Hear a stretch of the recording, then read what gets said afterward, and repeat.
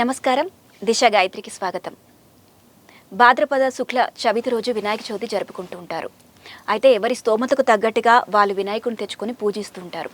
అయితే వినాయకుడిని తెచ్చుకున్న తర్వాత పూజా విధానం ఏంటి, వినాయకుడిని ఎన్ని రోజులు ఇంట్లో ప్రతిష్ఠించాలి, అలాగే నిమజ్జనం చేసేప్పుడు ఏదైనా పూజ చేయాలా, ఇలాంటి వివరాలన్నీ మనకు తెలియజేయడానికి మనతో ఉన్నారు శివశాస్త్రి పంతులు గారు. నమస్కారం పంతులు గారు. నమస్కారం. చెప్పండి పంతులు గారు, ముందుగా ఈ సంవత్సరం అసలు వినాయక చవితి 2 రోజులు వస్తుందంటున్నారు. అది 6వ తారీఖు రోజా 7వ తారీఖు రోజా? ఓం శ్రీ గురుభ్యో నమః. గజాననం భూతగణాదిసేవితం కపిత్తజంబూఫలసారభక్షితం ఉమాసుతం శోక వినాశకారకం నమామి విఘ్నేశ్వర పాద పంకజం. ఓం శ్రీ గురుభ్యో నమః. అమ్మ, వినాయక చవితి అనేది ఏంటంటే మనకు ప్రమాణం ఉంది. ఏమిటంటే భాద్రపద శుద్ధ చతుర్థ్యాం చవితి మధ్యాహ్నం వరకు ఎప్పుడైతే ఉంటుందో దానికి శ్లోకపూరితమైన ప్రమాణం ఉంది. భాద్రపద శుద్ధ చతుర్థ్యాం మధ్యాహ్నం వ్యాపనీతదా అని చెప్పేసి అంటాం.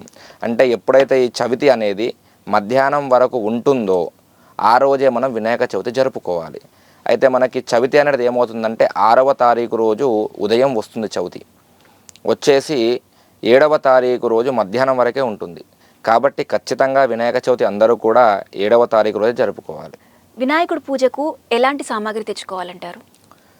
ఏ పూజకైనా పూజలు వచ్చేసి మనకు చాలా రకాలుగా ఉంటాయి. ముఖ్యంగా 3 రకాలు మనం ప్రామాణికంగా తీసుకుంటాం.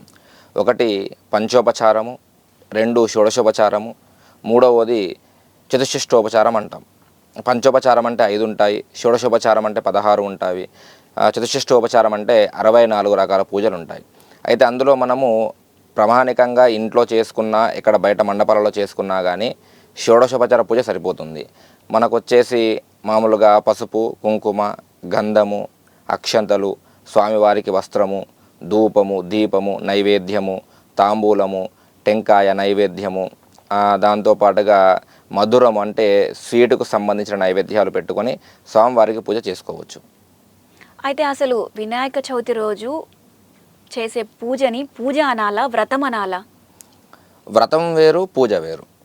వ్రతం అంటే ఏంటంటే దాన్నే మనం కథ అని అంటాం. వ్రతం అంటే ఏంటంటే అది ఒక స్టోరీ అన్నమాట. అంటే మనం వినాయక చవితి ఎందుకు చేసుకోవాలి, ఎందుకు ఆ వినాయక చవితి వచ్చింది అని చెప్పేది వ్రతము. కేవలము వినాయక చవితి రోజు మాత్రమే వ్రతం చెప్పుకుంటాం. ఎందుకంటే ఆ రోజు వినాయక చవితి రోజు ఈ యొక్క వినాయకుని వ్రతాన్ని విన్నట్టయితే మనకు ఉన్న ఆటంకాలు తొలగిపోయి ఎంతో పుణ్యము కలుగుతుంది అని చెప్పేసి మనకు ప్రమాణం ఉంది. కాబట్టి ఆ మొదటి రోజు మాత్రమే వ్రతాన్ని చేసుకోవాలి. తర్వాత రోజు నుంచి కూడా పూజ చేసుకోవడమే జరుగుతుంది.